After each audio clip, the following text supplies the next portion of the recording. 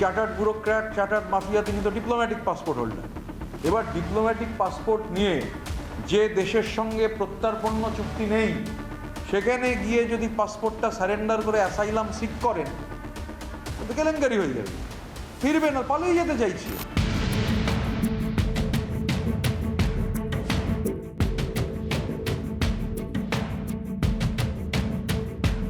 অভিষেক ব্যানার্জির কোম্পানিতে অর্থাৎ কমিটিতে যিনি জেনারেল সেক্রেটারি হলেন, বিনয় মিশ্র নাকি একটা নাম, গত 5 বছর তাকে খুঁজে পাওয়া গেল না, ইডি সিবিআই খুঁজে পেল না।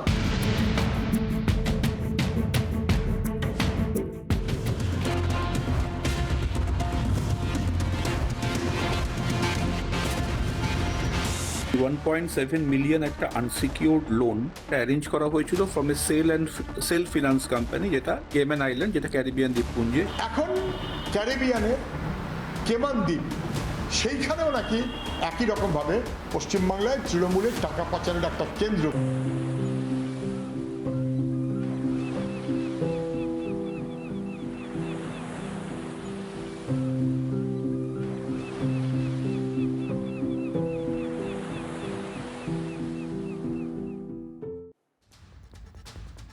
অভিষেক বন্দ্যোপাধ্যায়ের কালো টাকা কেম্যান দ্বীপপুঞ্জে কি গচ্ছিত রয়েছে? কুখ্যাত কেম্যান আইল্যান্ড। ঋতব্রত বন্দ্যোপাধ্যায় মানে রাজ্যের বিরোধী দলনেতা, তিনি দাবি করছেন যে হাতে গরম প্রমাণ নাকি তার কাছে রয়েছে। কোথায় পেলেন? বলছেন সিএজি ক্যাগ রিপোর্ট, সেখানে নাকি অভিষেকের কালো টাকা পাচারের সমস্ত হাল হকিকত রয়েছে। সেসব নিয়েই ঋতব্রত যাচ্ছেন দিল্লি, শীঘ্রই যাচ্ছেন। দেরি করলে যদি পাখি উড়ে যায়।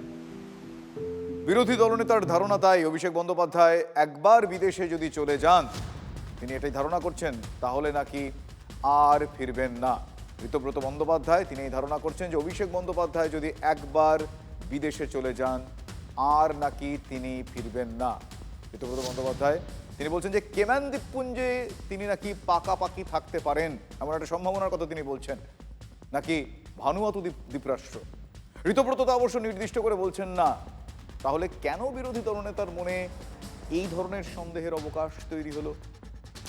Passport, diplomatic passport. ডিপ্লোম্যাটিক পাসপোর্টের নানান ধরনের সুযোগ সুবিধা থাকে। ডিপ্লোম্যাটিক পাসপোর্ট নিয়েই খেয়াল রাখবেন, বিজয় মালিয়া চলে গিয়েছিলেন। ডিপ্লোম্যাটিক পাসপোর্টের নানান ধরনের সুযোগ সুবিধা থাকে। পৃথিবীর অধিকাংশ দেশে তো ভিসাই লাগে না। ধরুন ডিপ্লোম্যাটিক পাসপোর্ট নিয়ে এই চার্টার্ড ব্যুরোক্র্যাট, চার্টার্ড মাফিয়া, তিনি তো ডিপ্লোম্যাটিক পাসপোর্ট হোল্ডার। এবার ডিপ্লোম্যাটিক পাসপোর্ট নিয়ে যে দেশের সঙ্গে প্রত্যর্পণ চুক্তি নেই, সেখানে গিয়ে যদি পাসপোর্টটা সারেন্ডার করে অ্যাসাইলাম সিক করেন, তো কেলেঙ্কারি হয়ে যাবে, ফিরবে না, পালিয়ে যেতে চাইছে। চার্টার্ড ব্যুরোক্র্যাট, চার্টার্ড মাফিয়া, সরাসরি নাম না নিলেও নিশানা যে অভিষেকই, আশা করি বুঝতে পারছেন।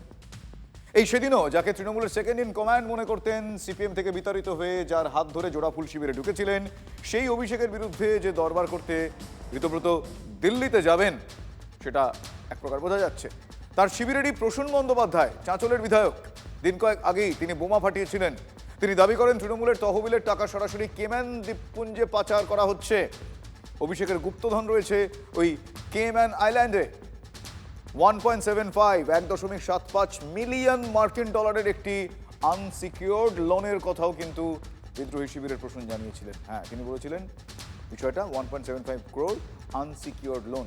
আর ওই টাকাতেই কি হেলিকপ্টার, সে প্রশ্ন কিন্তু তিনি তুলেছেন। 1.7 মিলিয়ন একটা আনসিকিউরড লোন একটা অ্যারেঞ্জ করা হয়েছিল from a shell finance company, যেটা কেমেন আইল্যান্ড, যেটা ক্যারিবিয়ান দ্বীপপুঞ্জে, সেখান থেকে এই করা হয়েছিল। কেন করা হয়েছিল? For purchase of a Agusta 109 Grand helicopter. এখন এখানে আরেকটা সংস্থার নাম উঠে এসছে, Carvel Aviation India Private Limited.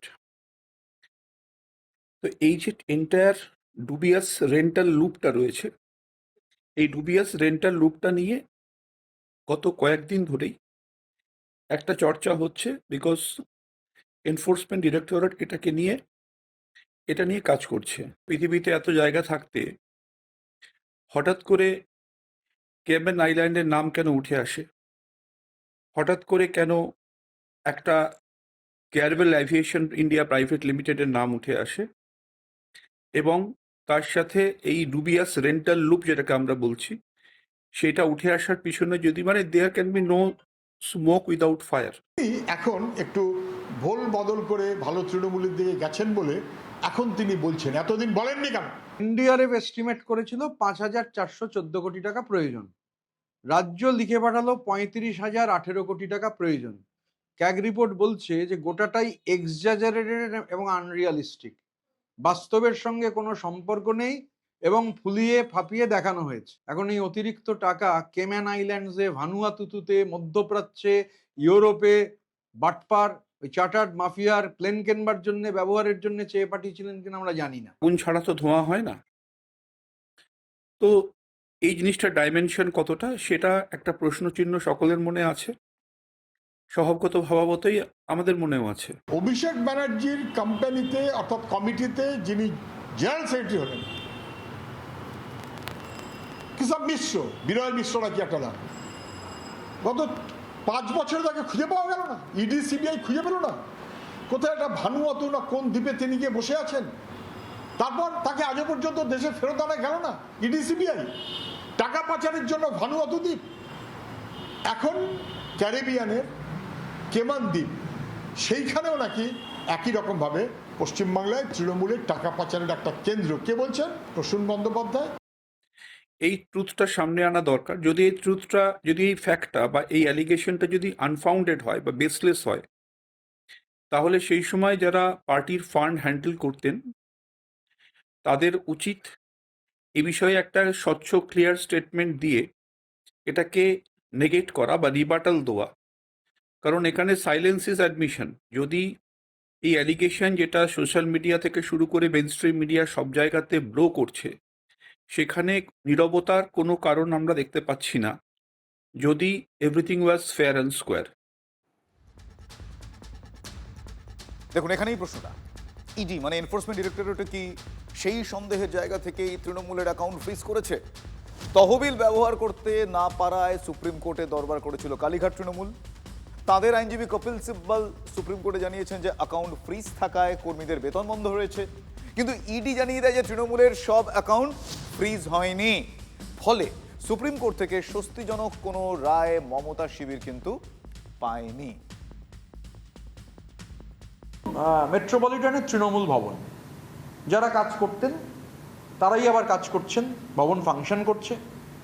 তো সব মিলিয়ে 9 জন, মানে হঠাৎ করে 215 সংখ্যাটা শুনে আমিও একটু চমকিত আর কি।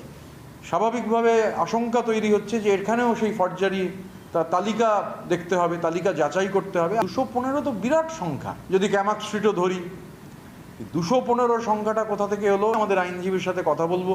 যদি তদন্ত করার থাকে করুন, একজন মাথার উপর দায়িত্বশীল একজন বিচারপতি বা অবসরপ্রাপ্ত বিচারপতিকে দিয়ে সেই খরচা মনিটর হবে, কিন্তু তা বলে একটা পার্টির দৈনন্দিন খরচা ব্লক করিয়ে দেয়া, কর্মীদের বেতন ব্লক করিয়ে দেয়া, এটা তো অবিচার।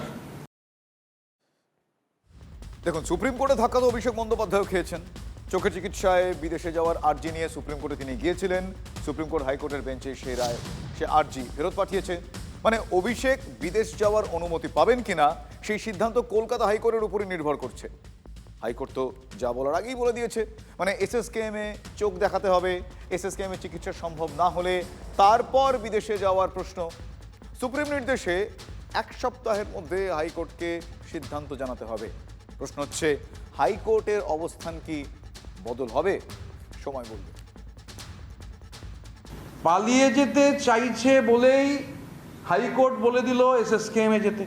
এখন মুশকিল হচ্ছে যে এসএসকেএমে এটা ঠিক যে সেবাশ্রয়ের ডাক্তাররা এসএসকেএমে বসে না, মানে সেবাশ্রয়ে যাদের দিয়ে চিকিৎসা করিয়েছেন তারা এসএসকেএমের বোর্ডে থাকবে না, এটা একটা কারণ হতে পারে। আর আমি তো মানে এই যে সেবাশ্রয়, এত লোকের যে ক্ষতি হয়েছে, ওনার তো চোখের চিকিৎসা সেবাশ্রয়ে করিয়ে নেওয়া উচিত। উনি তো জনগণের নেতা, জনপ্রতিনিধি। জানে যে যা মোটামুটি কীর্তি করে রেখেছে, কুকীর্তি, তাতে যে কোনো সময় যা কিছু ঘটতে পারে। আমি জানি না উনি কেন এত রয়েছে। আমরা তো বলেছি আয়ুষ্মান ভারত ব্যবস্থা করে দেবো, তার যদি টাকা পয়সার অভাব থাকে। সিস্টেমেরও অভাব নেই, ডায়মন্ড হারবার মডেলে তো ভালো সরকারি হাসপাতাল আছে, একটা বেড শেয়ারও করতে হবে না, কারণ আমাদের মতো মানুষদের বেড শেয়ার করতে হয়, একটা বেডের মধ্যে দুজন পেশেন্ট থাকে। ওনার জন্য আমি গ্যারান্টি দিচ্ছি একটা সিঙ্গেল বেড দেবো, ভালো ডাক্তার দেবো, কোনো 2 নম্বরই ওষুধও হবে না। California, loss Angeles, Dubai, Uzbekistan, ওনার ওই টুলু মণ্ডলের মতো সুইজারল্যান্ড যেতে হবে না, আমরা তো বলছি। বিজেপির কোনো নেতার আত্মীয় স্বজন সারা দেশের, তারা বিদেশে কখনো চিকিৎসার জন্য যান না তো।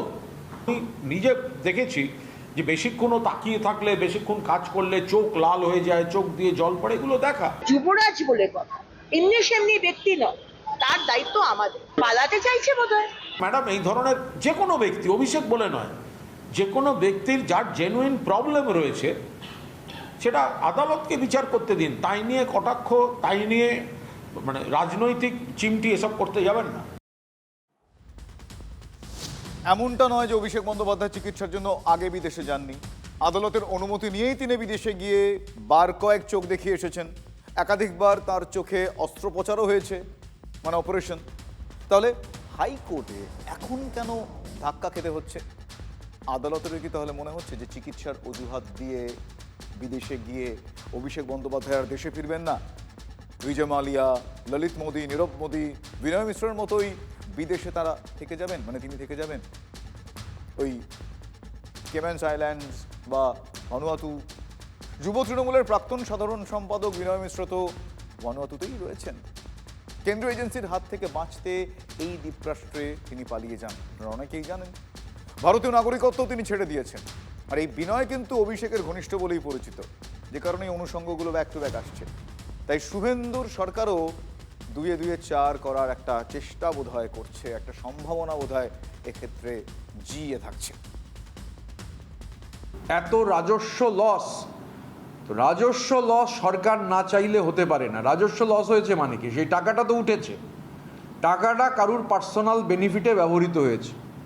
তো টাকা কেম্যান আইল্যান্ডসে গেছে, ভানুয়াতুতুতে গেছে, শারজায় আছে, আবুধাবিতে গেছে, কেরালার পত্তনমথিটায় কিছু হয়েছে কিনা, কেরালার ভারাকালায় কিছু হয়েছে কিনা। We have nothing to defend, nobody to defend.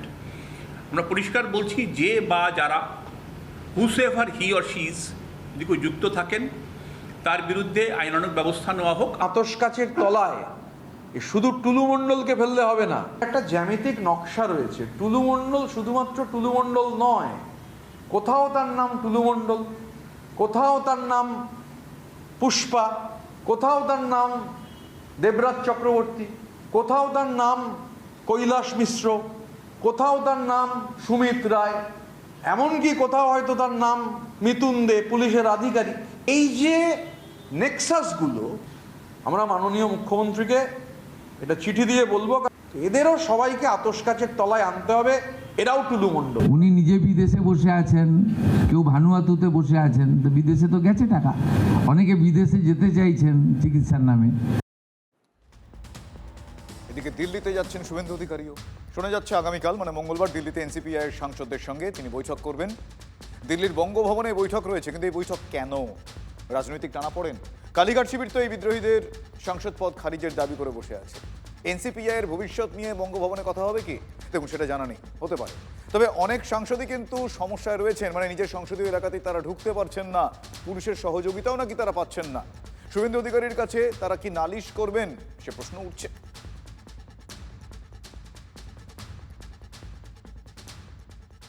দেখুন, এনসিপিআই সাংসদরা ঠিক কোথায় আছে বলুন তো? এনসিপিআই সাংসদরা কোথায় আছেন? তারা তৃণমূল থেকে জিতে গেছেন, মিটিং করছেন, ঘুরঘুর করছেন, পায়ে ধরছেন বিজেপি নেতাদের, আর মুখে বলছেন এনসিপিআইতে গেছি। আর লোকসভায় যখন বক্তৃতা করছেন তখন লোকসভা টিভিতে, তার মানে সরকারিভাবে, তাদের পরিচয় লেখা থাকছে এআইটিসি এমপি। তাহলে তারা আছেন কোথায়? এর থেকে তো গিরগিটিকে চিহ্নিত করা সোজা। কেন এখনই তাদের সাংসদ পদ খারিজ হবে না? এই জন্য তো বিজেপির পায়ে ধরে বেড়াচ্ছে। তৃণমূলের 2 শিবিরের দ্বন্দ্ব আরও উস্কে দিয়েছেন কাকলি ঘোষ দস্তিদার। শুভেন্দুর সঙ্গে বৈঠকের মুখে কাকলির দাবি আরও 2 থেকে 3 জন তৃণমূল সাংসদ তাদের শিবিরে যোগ দিচ্ছেন। মানে আবারও ভাঙন হতে পারে। কারা তারা সেটা যদিও তিনি ভেঙে বলেননি। জেপি নাড্ডার সঙ্গে এটা নিয়ে আলোচনা চলছে।